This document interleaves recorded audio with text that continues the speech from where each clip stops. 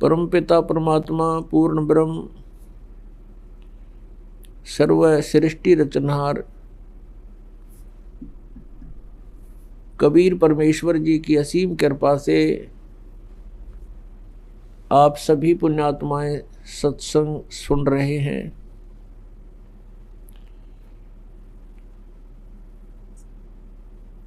परमात्मा पूर्ण ब्रह्म सारी सृष्टि के रचनहार ये कबीर परमेश्वर जी हैं। ये हमारे परम पिता हैं, यही हमारे जनक हैं। तुमेव माता च पिता तुमेव बंधु च सखा तुमेव विद्या च द्रोण तुमेव सर्व मम देव देव। ये वो परमात्मा है जिसमें ये सभी गुण विद्यमान हैं। माता पिता वाले गुण ज्वाइंट है मालिक में, और बंधु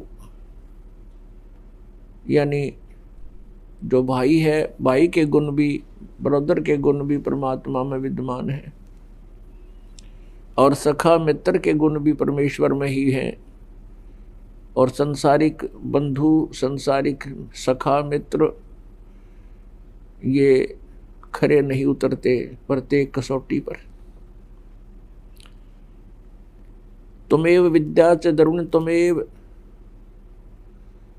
और परमात्मा में ही हमारा धन है।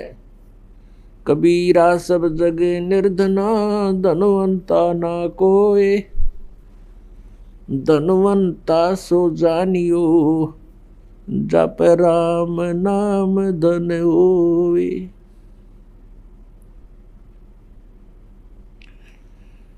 और परमात्मा भी ही हमारी विद्या है, अर्थात तत्व ज्ञान ही हमारा वास्तविक शिक्षा है, विद्या है, ज्ञान है।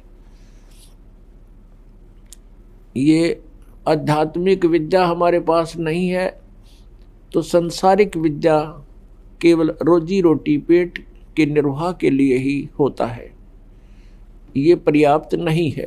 तुमेव सर्व मम देव देव, हे सब प्रभुओं के भी प्रभु, सब देवों के देव, भगवानों के भगवान यानी सुप्रीम पावर, हे सर्वशक्तिमान, सबके मालिक, आप ही हमारे सर्वस्व हो, सब कुछ हो।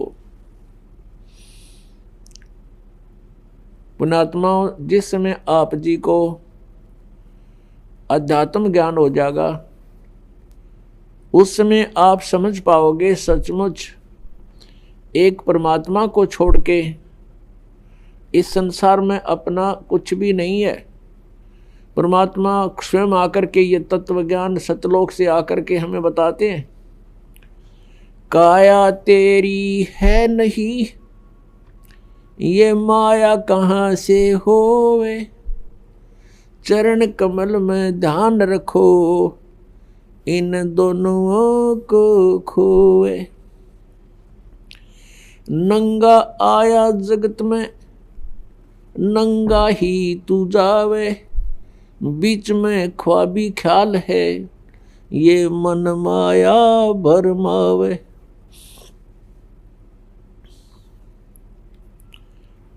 मात पिता सुत बांधुआ क्या देख बुलाना रे, इनमें तेरा कोई नहीं क्यों बया दीवाना रे। परमात्मा हमें याद दिलाते हैं कि ये परिवार, ये कुटुंब, ये कुल, ये संपत्ति आपकी नहीं है, इनमें तेरा कोई नहीं है। और हमारे संस्कारवश हम एक दूसरे के साथ जुड़ गए हैं, भाई बहन के रूप में, माता पिता के रूप में, पुत्र पुत्री के रूप में, सगा संबंधी के रूप में। और जिस समय ये शरीर छूट जाता है, मृत्यु हो जाती है, उस समय अपना कोई नहीं होता। ये शरीर का कवर भी यहीं छोड़ जाते हैं, ये बॉडी भी यहीं छोड़ जाते हैं। तो परमात्मा हमें याद दिलाते हैं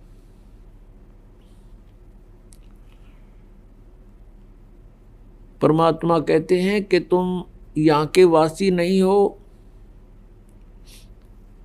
आपका ये ठीक ठिकाना नहीं है, आपका ये स्थायी स्थान नहीं है। 21 ब्रह्मांड के अंदर परमात्मा कहते हैं तुम्हारा मूल स्थान नहीं है, ठिकाना नहीं है।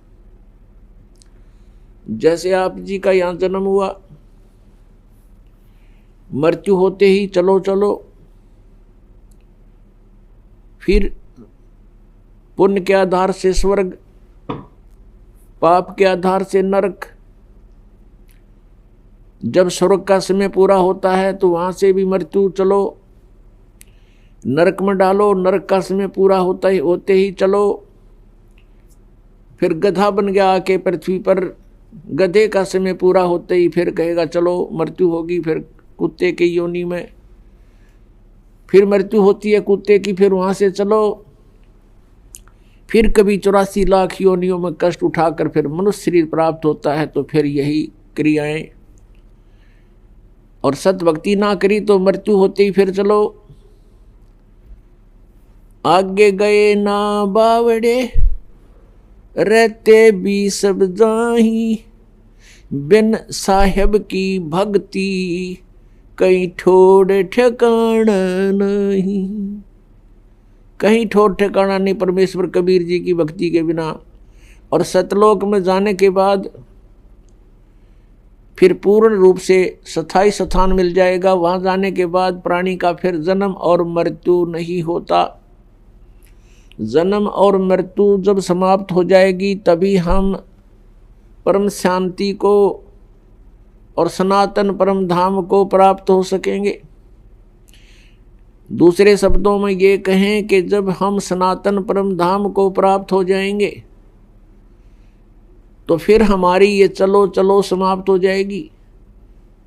श्रीमद् भगवत गीता अध्याय 15 के श्लोक नंबर 1 से 4 में एक बहुत ही निर्णायक ज्ञान दिया है। उसमें कहा है कि उल्टा लटका हुआ ये संसार रूपी वृक्ष है अर्जुन, ऊपर को जो इसकी जड़ हैं वो तो ऊपर को हैं और नीचे को तीनों गुण रूपी शाखा हैं। ऊपर को जो मूल है, जड़ है इस संसार रूपी वृक्ष की, वो तो समझो परम अक्षर ब्रह्म है, परम दिव्य पुरुष गीता ज्ञानदाता से कोई अन्य है। और नीचे को तीनों गुण रूपी शाखा है। और जो संत इस उल्टे लटके हुए संसार रूपी वृक्ष के सभी विभाग भिन्न भिन्न बताता है कि तना कौन प्रभु है, डार कौन प्रभु है और शाखा कौन देव हैं और पत्ते क्या है। स वेदवित, वह वेद के तात्पर्य को जानने वाला है, अर्थात वो तत्वदर्शी संत है। श्रीमद् भगवत गीता अध्याय नंबर 4 के श्लोक नंबर 32 में जो जानकारी दी गई है कि धार्मिक अनुष्ठानों की जानकारी, यज्ञों की, यज्ञमीन धार्मिक अनुष्ठान की जानकारी, क्रियाओं की जानकारी विस्तार के साथ सच्चिदानंद घन ब्रह्म की वाणी में, ब्रह्मणे मुखे सच्चिदानंद घन ब्रह्म की वाणी में विस्तार के साथ कही है। और उनको जानने के पश्चात तो सर्व कर्म बंधन से मुक्त हो जाएगा। वो तत्व ज्ञान है। गीता जी अध्याय नंबर 4 के श्लोक नंबर 34 में कहा कि उस तत्व ज्ञान को तू तत्वदर्शी संतों के पास जाकर समझ। उनको दंडवत प्रणाम करने से, कपट छोड़कर उनसे विनय करने से वो तत्वदर्शी संत तुझे परमात्म तत्व का ज्ञान कराएंगे। तो यहाँ गीता जी अध्याय नंबर 15 के श्लोक नंबर 1 में तत्वदर्शी संत की पहचान बताई है कि ऊपर को जड़ वाला, नीचे को तीनों गुण रूपी शाखा वाला, ये तत्व ये संसार रूपी वृक्ष है। जो संत इसके सभी विभाग बता देगा तो वो तत्वदर्शी संत है। परमेश्वर स्वयं आते हैं अपने सतलोक से चलकर, वे हमें ज्ञान देते हैं, यथार्थ जानकारी वही बताते हैं, तत्व ज्ञान का को भी वही समझाते हैं। परमेश्वर ने सच्चिदानंद घन ब्रह्म की वाणी में अर्थात अपने उस तत्व ज्ञान में सूक्ष्म वेद में 600 वर्ष पहले कबीर वाणी में कहा है, अक्षर पुरुष एक पेड़ है, निरंजन वा की डार और तीनों देवा शाखा हैं, ये पात रूप संसार है। परमेश्वर ने 600 वर्ष पहले आके बताया है कि ऊपर को जो जड़ है वो तो मूल मालिक है, वो स्वयं परमेश्वर है। उससे बाहर जो तना दिखाई देता, पृथ्वी से बाहर जो तुरंत जो भाग जो हिस्सा पेड़ का दिखाई देता है उसको तना कहते हैं। अक्षर पुरुष तो समझो तना है, और उस तने के ऊपर एक मोटी डार होती है, उनमें से एक मोटी डार उसको अक्षर पुरुष जानो, ज्योत निरंजन। और उस डार के फिर 3 शाखाएं हैं, रजगुण ब्रह्मा, सतगुण विष्णु, तमगुण शिव जी। और उन शाखाओं के आगे फिर पत्ते जो हैं वो संसार समझो। परमेश्वर ने अपने द्वारा रची हुई सृष्टि का ज्ञान स्वयं ही आकर के देना पड़ा। और परमेश्वर के ज्ञान के अतिरिक्त जो भी हम सुनते रहे वो कोरा अज्ञान था, लोकवेद था। पुण्यात्माओं, परमेश्वर ही स्वयं आकर के ज्ञान देते हैं, चारों वेद गवाही देते हैं। और जिन महापुरुषों को, पुण्यात्माओं को परमात्मा आकर मिले यहाँ पृथ्वी पर, उन महापुरुषों की अमरवाणी, उनका अनुभव आज हमें वो गवाही दे रहा है, साक्षी देता है कि वो परमात्मा ऐसी लीला करता है। ऋग्वेद मंडल नंबर 9 सूक्त नंबर 86 मंत्र 26-27 में, ऋग्वेद मंडल नंबर 9 सूक्त 82 मंत्र 1, 2, 3 में, ऋग्वेद मंडल नंबर 9 सूक्त 96 के मंत्र 16 से 20 में, ऋग्वेद मंडल नंबर 9 सूक्त 20 के मंत्र 1 में, ऋग्वेद मंडल नंबर 9 सूक्त 1 के मंत्र 8 और 9 में, और भी अनेकों स्थानों पर। ऋग्वेद मंडल नंबर 9 सूक्त 94 के मंत्र 1 में। इन सब में मिलाकर के इसका निष्कर्ष ये बनता है कि वो पूर्ण परमात्मा परमेश्वर अमर पुरुष, सत्य पुरुष, कबीर देव है, वो कबीर साहब है। और वो सतलोक से गति करके आता है अपने निज स्थान से जहाँ वो रहते हैं, और यहाँ पृथ्वी पर आकर के पुण्यात्माओं को मिलते हैं, उनको ज्ञान से परिपूर्ण करते हैं। उस परमेश्वर का नाम कबीर देव है। वो परमात्मा 3 प्रकार से लीला करते, अपने 3 प्रकार के शरीर की स्थिति में रहते हैं। एक प्रकार का शरीर सतलोक के अंदर, एक तेजोमय शरीर है परमात्मा का, सतपुरुष का, सतलोक के अंदर। उसमें एक रोमकूप की इतनी शोभा है, करोड़ सूर्य मिला दे, करोड़ चंद्रमा मिला दे, उनकी रोशनी भी एक रोमकूप के प्रकाश के सामने फीकी रहे। वो परमात्मा वहाँ स्थायी रूप में रहते हैं। अन्य रूप बनाकर के वो परमात्मा प्रत्येक युग में एक लीला करते हैं, एक नवजात शिशु का रूप धारण करते हैं, और किसी सरोवर तालाब में या झील में आकर के कमल के फूल पर विराजमान होते हैं, बालक रूप बना के, एकांत स्थान, वन में, जंगल में। और जल के ऊपर प्रकट होने के कारण परमेश्वर को नारायण बोलते हैं। ये क्रियाएं परमात्मा सुनियोजित और पूर्व निर्धारित तरीके से करते हैं, और कोई संस्कारी हंस उनको वहां से उठा ले जाते हैं। फिर उस परमेश्वर की परवरिश की लीला कंवारी गायों से होती है। जब परमात्मा छोटी ही आयु के होते हैं, तभी से अपना उद्देश्य पूरा करने के लिए विद्वानों के साथ शास्त्रार्थ करना शुरू कर देते हैं, उनसे प्रश्नोत्तरी करते हैं आध्यात्मिक मार्ग की, और बड़े बड़े विद्वानों के छक्के छुड़ा देते हैं।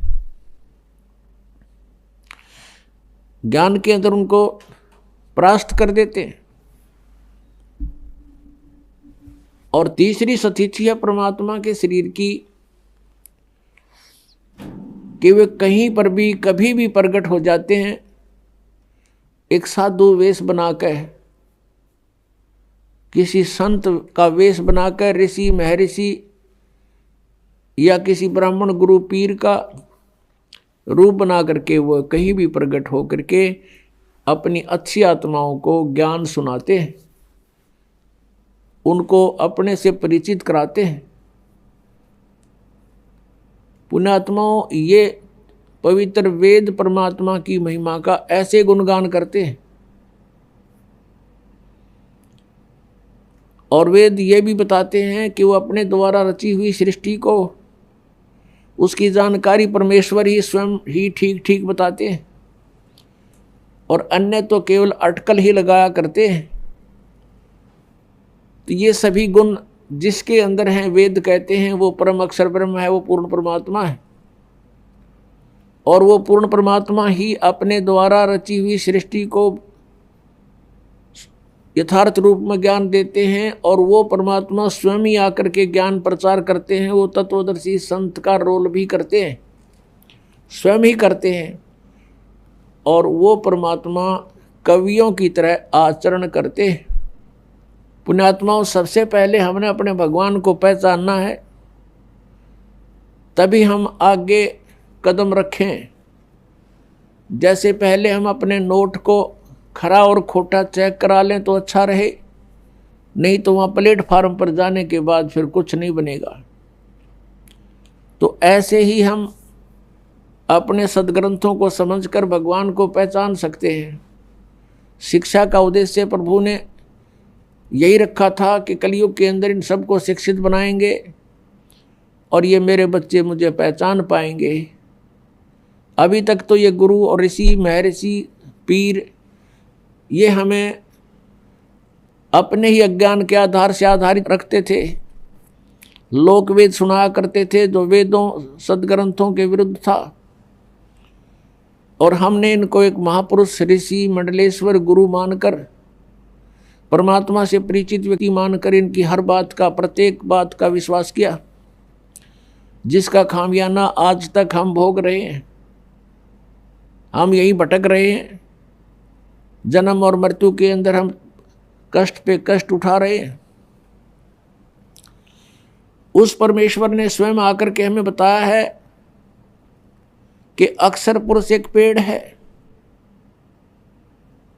पृथ्वी से तुरंत बाहर जो दिखाई देता है वो पेड़ होता है, उसको पेड़ बोलते हैं। पृथ्वी से बाहर का जो पोर्शन है पेड़ का, उसको पेड़ बोलते हैं। नीचे की जड़ होती है, और फिर ऊपर के पेड़ के भी कई हिस्से होते हैं। जैसे ये सारा शरीर मनुष्य कहलाता है, लेकिन हाथ अलग हैं, पैर अलग हैं, मुख अलग है, कान नाक अलग हैं, इनके नाम अलग हैं, ये विभाग हैं। ऐसे ही तना जो है ये अक्षर पुरुष जानो, और उसके मोटी डार ऊपर चल के 2-3 हो जाती हैं, उनमें से एक मोटी डार को सरपुरुष जानो, सरपुरुष, जिसको ज्योत निरंजन भी कहते हैं, काल भी कहते हैं। और उस मोटी डार के 3 शाखाएं हैं, ये रजगुण ब्रह्मा, सतगुण विष्णु, तमगुण शिवजी जानो, और पात रूप संसार।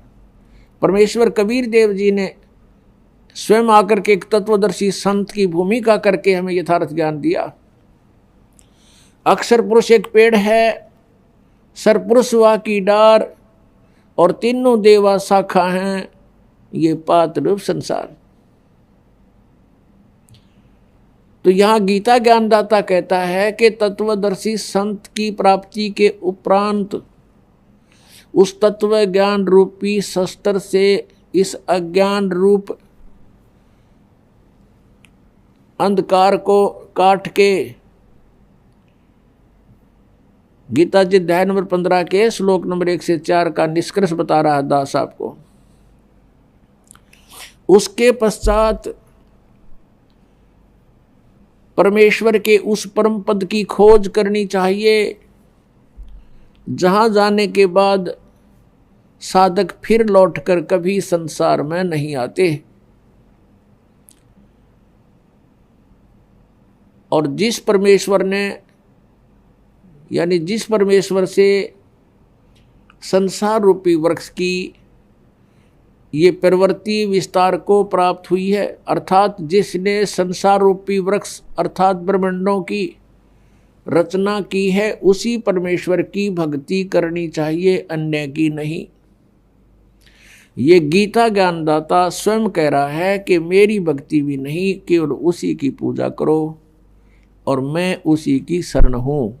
पुण्यात्मा, परमेश्वर ने आके हमें ज्ञान दिया है।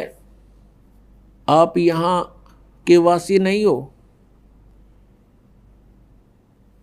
आप यहाँ अस्थायी रूप पर रह रहे हो, और जिस परिवार और जिस संपत्ति को आप अपना मानकर निश्चिंत हो चुके हो, ये आपकी महाभूल है। और ये भूल कहाँ से समाप्त होती है? संतों के विचारों से। और वो विचार मिलते हैं सत्संग से। और पुण्यात्माओं, सत्संग आज के दिन 21 ब्रह्मांड में इस दास के अतिरिक्त कहीं पर भी आपको उपलब्ध नहीं है। ये अभिमान नहीं, ये यथार्थ ज्ञान जानना। और जो पुण्यात्मा इस ज्ञान से परिचित हो चुके हैं, उनको ये आसानी से स्वीकार्य होगा कि सचमुच इस पृथ्वी पर कहीं पर भी वास्तविक आध्यात्मिक ज्ञान नहीं है। यदि किसी ने इस दास से ये वचन सुनकर, सीडी वगैरह देखकर, पुस्तकें पढ़ के और ये ज्ञान ग्रहण करके आगे वो स्वयं वक्ता और गुरु बन बैठा है, तो वो महाशत्रु है समाज का, क्योंकि उसको अधिकार नहीं है, वो अधिकारी नहीं है। यदि वो गुरु बन बैठेगा तो वो अपने भी कर्म बिगाड़ेगा और इनको श्रद्धालुओं को भी जो है हानिकारक होगा, क्योंकि डुप्लीकेट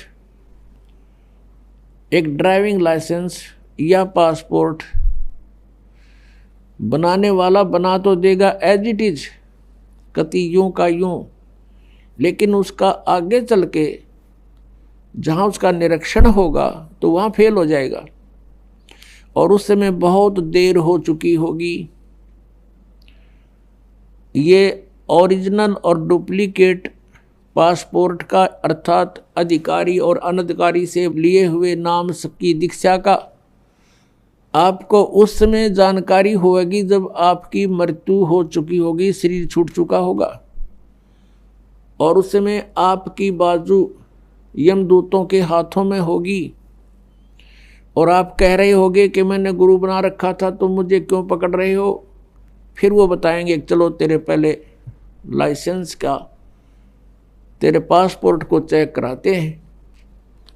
फिर वो ले जाएंगे वहाँ धर्मराज के पास और उसको कहेंगे ठोको नरक में, इसके गुरु को भी लाओ पकड़ के,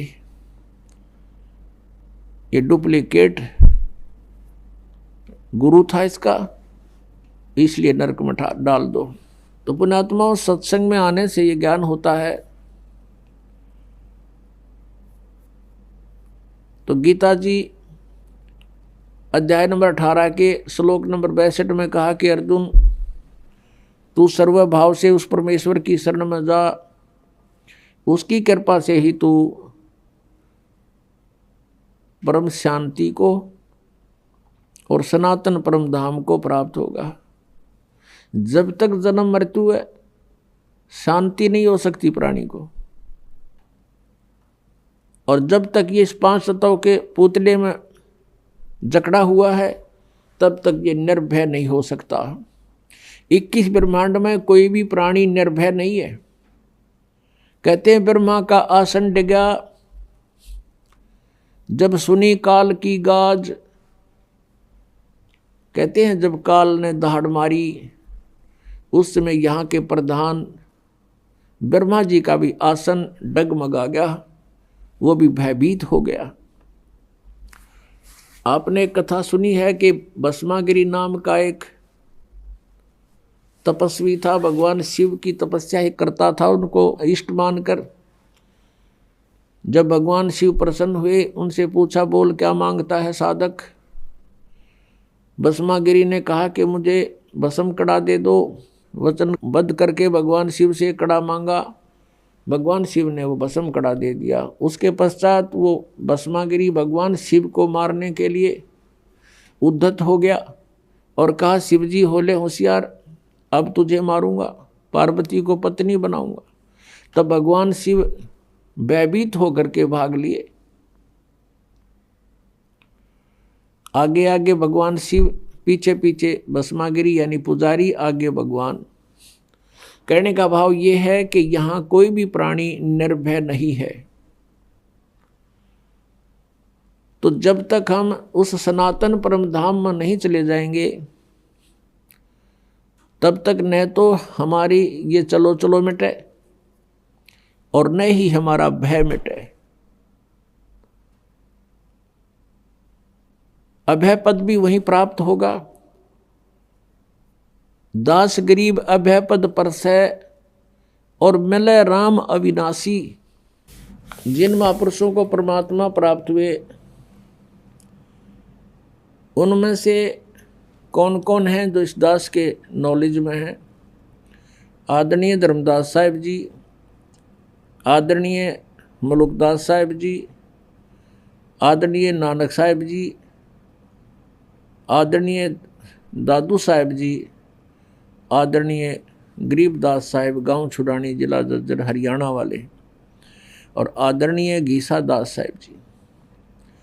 अपने आत्माओं गरीबदास जी का पूरी डिटेल इसलिए देनी पड़ती है कि गरीबदास नाम के कई नकली संत भी जो है वेल नोन हुए हैं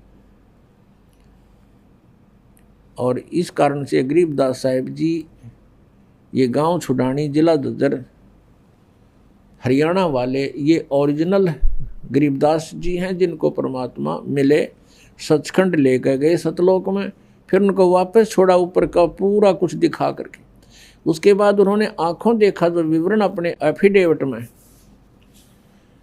अपने अनुभव की प्रत्यक्ष दृष्टा रूप में जो ज्ञान उनको हुआ वो वाणी लिखी उनमें प्राप्त होता है। उनमें से आपको सुनाते हैं।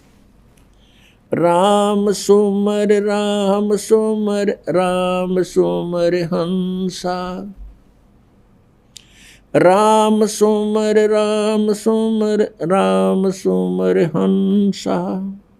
भक्ति जान ज्ञान ध्यान छाडो कुल बंसा। कोटि कर्म भरम जार पार तोहे उतारे। मुक्ति लोक पावे मोख नाम जो उचारे। सुरत चंद कोटि चंद जलकत पलमाही। पद विमान है अमान आद अंत नाही। नराकार अधरधार वार पार नाही। व्यापक है महबूब खूब धूप है न छाई। संकतूर दर जहूर झिलमिल झिलरंगा। सुने नाद संग साध चरण कोटि गंगा।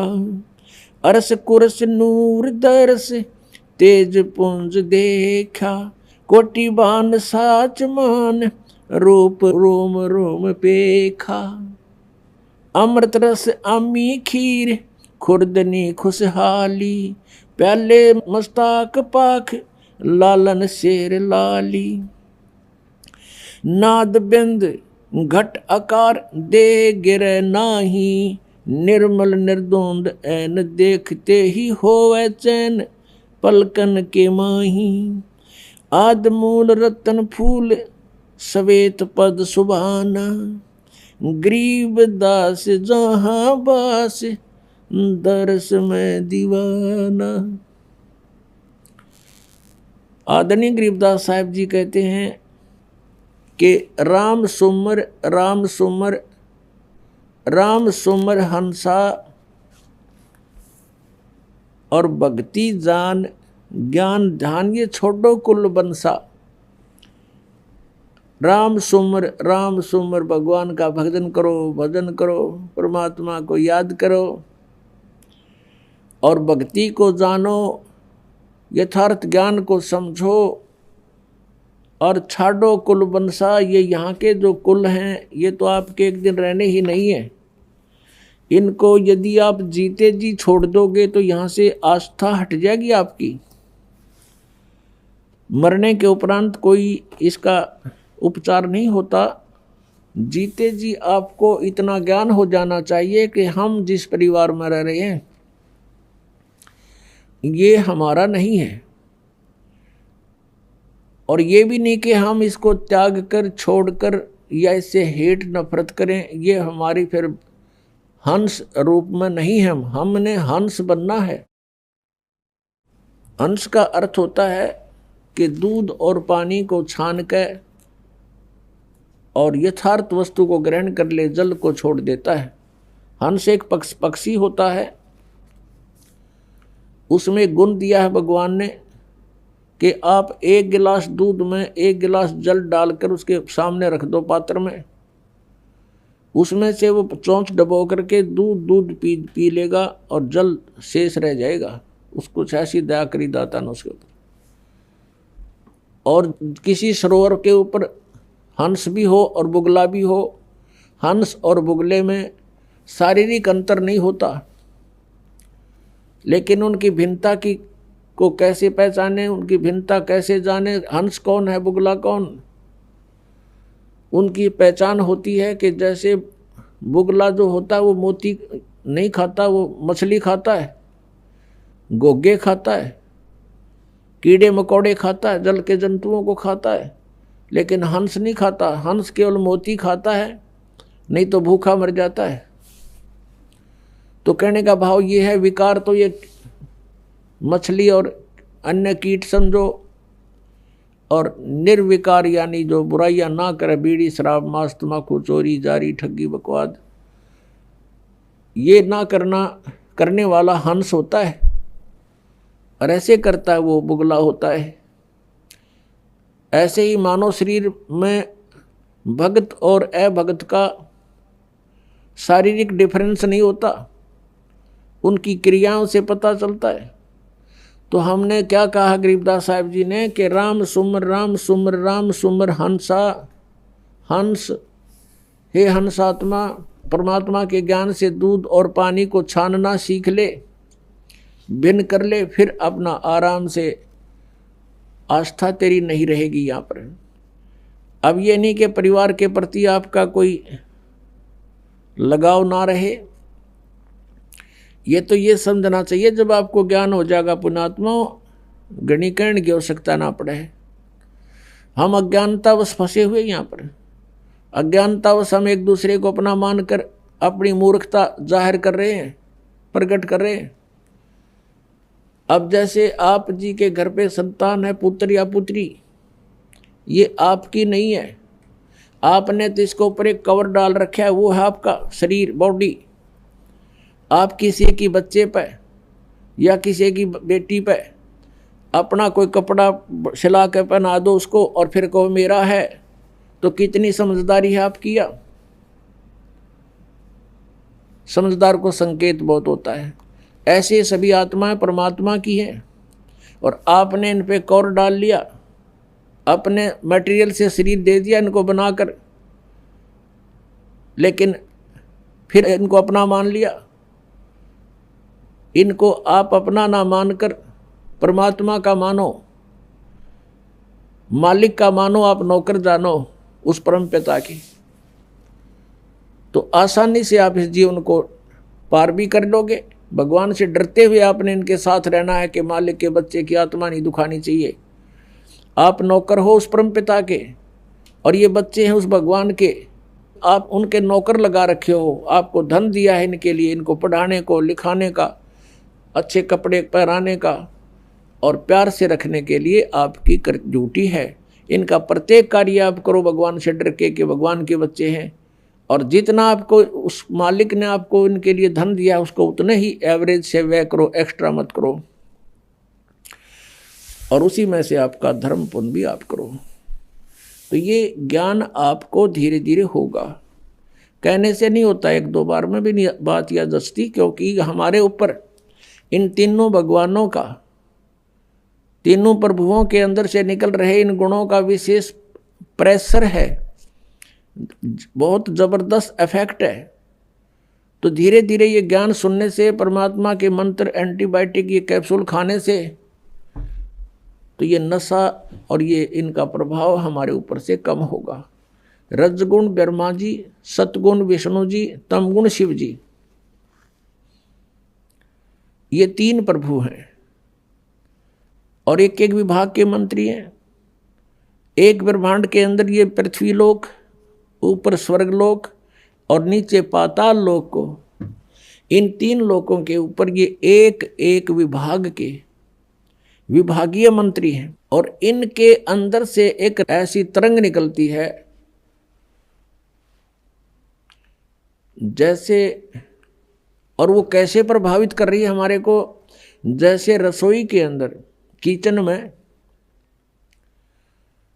छौंक लगता है मिर्चों का, और वो छौंक का जो ओरिजिनल वस्तु तो, साकार वस्तु तो रसोई में, उससे निकली हुई तरंग ने वो जाकर के उस शक्ति ने, निर्गुण शक्ति, निराकार शक्ति निकलती है उसके अंदर से, और उसने जाकर के अन्य कक्षों में बैठे हुए व्यक्तियों को भी प्रभावित कर दिया। उनको छींकें आने लगी। वो छींकें ना आने देना उन व्यक्तियों के बस की बात नहीं। छींक आएंगी आएंगी उस मिर्च के प्रभाव से, रोक नहीं सकते। अब साकार वस्तु रसोई में उसकी निराकार शक्ति ने कहाँ इफेक्ट कर दिया। ऐसा इन भगवानों की अंत के अंदर से निकल रहे इन गुणों की शक्ति समझो, ये गुणता समझो। भगवान ब्रह्मा जी, भगवान विष्णु जी, भगवान शिव जी, ये अपने ऊपर के लोकों में रहते हैं। इनकी राजधानियां अलग अलग, और वहाँ पर बहुत बड़ा इनका राज्य है। इनकी अलग से राजधानी में इनके पुजारी वहीं जाकर के देव पद प्राप्त करते हैं। वहाँ रेस्टोरेंट बने हुए हैं जिनको स्वर्ग बोला जाता है। तो ये भगवान मूल रूप में वहाँ रहते हैं अपने स्थानों पर। वहाँ से इनकी बॉडी से, इनके शरीर से निकल रहा ये निराकार पावर, निकल रही शक्ति, ये हम तीन लोक के प्राणियों को प्रभावित करती हैं। रजोगुण के प्रभाव से हम संतानोत्पत्ति करते हैं। सांसारिक सुखों की इच्छा हमारे अंदर प्रबल रहती है, जीव के बस की बात नहीं। जैसे छींक ना आना, ये जीव के बस का नहीं, ऐसा ही समझो। इस वासना के कारण कितने भिन्न भिन्न प्रकार के ऋषियों की कथाएं आप देख सकते हो इतिहास में। उनके इतिहासों में उन्होंने चेष्टाएं की कि हम वासना को काबू करें, अंत में वो फेल ही रहे। ऐसे ही ये ममता, जो एक दूसरे में ममता, मोह, संपत्ति में मोह, पुत्रों में मोह, माता पिता के अंदर लगाओ, पति पत्नी में आपस में प्रेम, तो ये जो है जीव के बस का नहीं। ये भगवान विष्णु के सत्वगुण के दबाव से हम सब एक दूसरे से चिपके हुए हैं। और तीसरा तमोगुण है, ये भी हमें बहुत प्रभावित रखता है। जरा सा भी कोई कहासुनी हो जाती है तो मारने मरने को तैयार हो जाते हैं। तो इस प्रकार इन तीनों गुणों से हम प्रभावित हैं। तो कहने का भाव ये है कि जो प्रसंग चला है कि भक्ति जान ज्ञान धान और छाड़ो कुल बंसा, कि तुम इस परिवार को या अपने कुल को भूल जाओ। भूलने का तात्पर्य यह है कि परमात्मा को याद करो। उद्देश्य आपका रहे कि सतलोक जाएं, और जिस कुल को हम मानते हैं अपना, ये कुल अपना नहीं है। कल मृत्यु हो जाए, परसों को गधे में जन्म हो गया तो गधा कुल, गधे वाली जो वह हमारी जाति वो कुल हो जाएगा। आज हम अपने माता पिता को यहाँ अपना मानते हैं, कल मृत्यु होगी, कुत्ते का जन्म हुआ तो कुत्ता माता पिता हो गए। तो यहाँ परमात्मा कहते मात पिता मिल जावेंगे, मात पिता मिल जावेंगे 184 माँ। ये सतगुरु सेवा और बंदगी भाई फेर मिलन की ना। माता पिता तो जहां भी आपका जन्म होगा वहीं मिल जाएंगे। पशु योनि में गए वहां माता पिता, पक्षी योनि में गए वहां माता पिता, लेकिन मनुष्य जीवन के अंदर आपको माता पिता भी प्राप्त हैं, लेकिन इसमें आप परमात्मा भी प्राप्त कर सकते हो। कोटि कर्म भरम जार पार तुहे उतारे, मुक्ति लोक पावे मोख नाम जो उतारे। कि तेरे सभी कर्म भरमों का नाश कर देंगे, हम जला देंगे और तुझे पार कर देंगे, सतलोक ले चलेंगे और मुक्ति लोक यानी सतलोक को आप प्राप्त हो जाओगे और आपका मोक्ष हो जाएगा। नर आकार अधर आधार वार पार नाही, व्यापक महबूब खूब धूप है ना छाही। अब परमात्मा आप ही आकर के अपने ज्ञान से अपनी प्यारी आत्माओं को परिचित कराते हैं और परमेश्वर कहते हैं चारों युग में संत पुकारे, कूक कहा हम हेल रे, हीरे माणक मोती बरसे, ये जग चुगता ढेल रे। हीरे मोती रूपी कहते हैं तत्व ज्ञान रूपी हीरे मोती हम बरसा रहे हैं और ये जग चुगता ढेल रे। ये तत्व ज्ञानहीन लोकवेद के आधार से जो साधना करते हैं वो तो डड़े इकट्ठे कर रहे हैं, कंकर पत्थर रूपी धन है उनका। और गरीबदास जी कहते हैं कि राम सुमर राम सुमर राम सुमर हंसा। और क्या बताते हैं, अरस कुर्श नूर दर्श तेज पुंज देखा, नर आकार अदर्द आधार। गरीबदास जी कहते हैं कि मैंने परमात्मा को देखा, बहुत नूरी शरीर है, मनुष्य सदृश उनका आकार है और अमृत रस अरस कुर्श नूर दर्श। अरस के कुर्स पर आसमान के अंतिम छोर में यानी सतलोक के अंदर ध्रुवलोक के तीसरे पृष्ठ पर जैसे वेद बताते हैं, और यही आंखों देखा संत गवाही देते हैं जिनको परमात्मा मिले और अपना भेद बताया। क्या बताते हैं, कोटि भान और साचमान रोम रोम देखा। गरीबदास जी कहते हैं उस परमेश्वर के एक रोमकूप में करोड़ सूर्य मिला दे। और कहते हैं सतमान जो मैं कह रहा हूं मन रोम रोम देखा उस परम पिता का। तो पुण्यात्माओं, सबसे पहले तो हमें ये विश्वास हो कि हम जिसको भगवान माने हुए हैं, जान रहे हैं, वो भगवान भी है कि नहीं। और फिर ये देखना कि हम जिस विधि से परमात्मा पाने की ट्राई कर रहे हैं, एफर्ट कर रहे हैं, वो वास्तव में वो हमारा जो एफर्ट है वो सक्सेस होने वाला भी है कि नहीं, सफल होगा कि नहीं। अब जैसे ये तो ज्ञान हो गया कि पृथ्वी के अंदर नीचे मीठा जल है, शीतल। अब उसको प्राप्त करने का तरीका कौन सा है? किसी ने लकड़ी की डंडी दे रखी आगे छोड़ कर, कहती इससे खोदो। वो लकड़ियों से खोदने से वो जल प्राप्त नहीं हो सकता। उसका एक प्रॉपर वे है, उसका एक विशेष प्रोसेस है, प्रोसीजर है। जैसे हैंडपंप लगाना होता है तो उसमें बोकी लगाई जाती है, एक यंत्र होता है बोकी, लोहे की पाइप का ही, और पाइप के अंदर डालकर उसको ऐसे ऊपर नीचे मारना शुरू करते हैं, मिट्टी बाहर निकालते रहते हैं, अंदर जाती रहती है पाइप। ये तरीका है उस जल के यानी हैंडपंप लगाने का, यानी शीतल जल पाने का। ज्ञान तो केवल इतना बताएगा कि ये परमात्मा है और वहां रहता है, और वो मिलेगा कैसे, वो भी ज्ञान बताएगा। तो वो जो कैसे मिलता है वो विधि एक ही है, अन्य नहीं हो सकती। तो इस प्रकार से वो साधना हमारे सदग्रंथों में वर्णित है कि ऐसे भगवान मिलता है इन मंत्रों के जाप से। और जिन्होंने परमात्मा पाया है और जिनको भगवान मिले हैं, उन्होंने जो ज्ञान बताया है उसी के आधार से उन्होंने साधनाएं की हैं, उनको परमात्मा पाया, उन्होंने भी यही बताया है कि ऐसे ही हमने साधनाएं की, इन मंत्रों का जाप किया, हमारा कल्याण हुआ। यहाँ गरीबदास जी महाराज जी कह रहे हैं कि कोटि भान और साची मान सतमान, रोम रोम देखा, रोम रोम देखा हमने भगवान का, ये निराकार बताते हैं, ये झूठ बोल रहे हैं। आगे क्या बताते हैं, काल करे सो आज करो,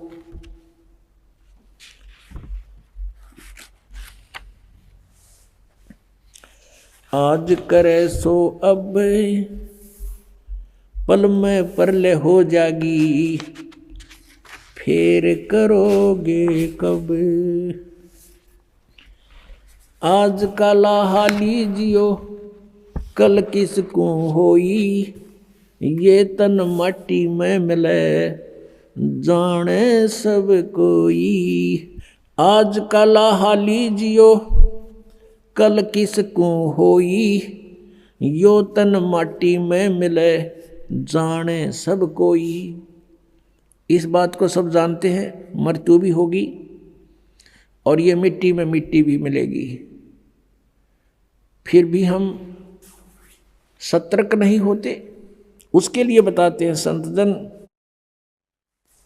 कि आपके बस की बात नहीं है, इन तीनों गुणों के प्रभाव से आप इतने जबरदस्त प्रभावित हैं। परमात्मा आकर चले गए, हमने ज्ञान सुना के सुख देगे निरे बिना गिनती के। जब भगवान कबीर परमेश्वर जी 120 वर्ष दूसरे प्रकार की शरीर की स्थिति से एक नवजात शिशु का रूप धारण किया, धीरे धीरे बड़े हुए, बचपन से ही सत्संग यानी वचन परमात्मा के बोलने शुरू, अपने ज्ञान प्रचार शुरू किया। उस समय जो भी मालिक की शरण में आया उनको सुख दिया, क्योंकि हम उस कबीर परमात्मा के बच्चे हैं। और अपना बच्चा अपने माता पिता से दुखी नहीं देखा जा सकता। जो भी उसके पास आता है, कोई भी उसकी पीड़ा है, उसको तुरंत राहत दिलाते हैं। तो ऐसे ही परमात्मा समर्थ हैं, वो स्वयं ही अपने सब सुख दे सकते हैं अपने बच्चों को। तो वो भी आकर चले गए और कहते थे, हम ये अलखला हैं कुतुब गोस और पीर, गरीबदास खालिक धनी, हमरा नाम कबीर। और आदरणीय रामानंद जी को मिले, महर्षि रामानंद पंडित जी को मिले थे, बड़े विद्वान पुरुष माने जाते थे।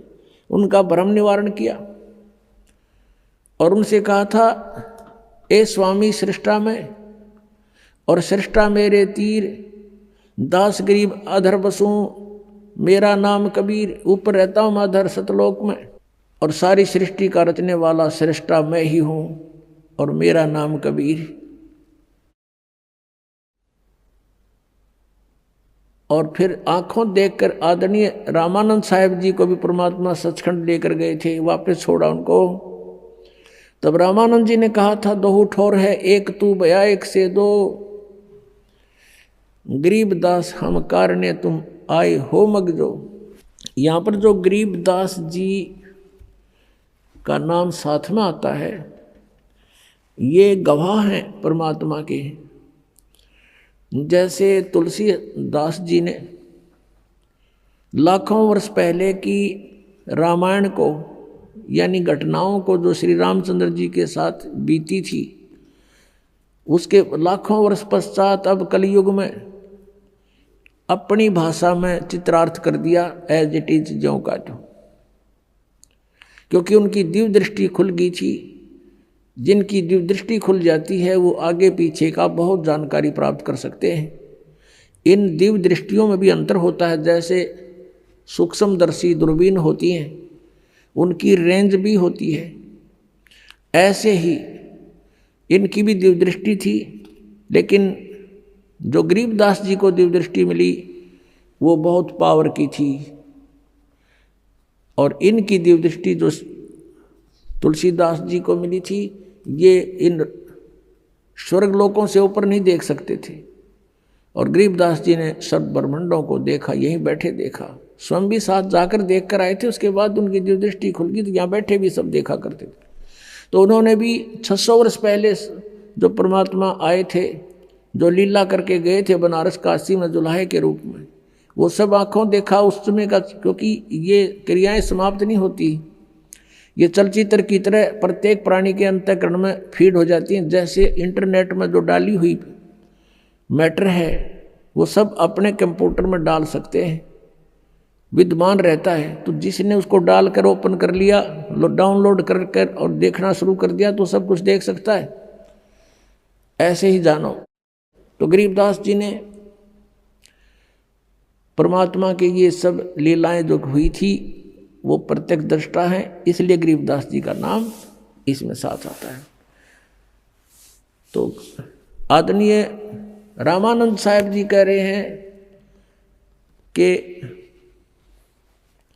तुम साहेब तुम संत हो, तुम सतगुरु तुम हंस, गरीबदास तेरे रूप बिना और न दूजा अंश।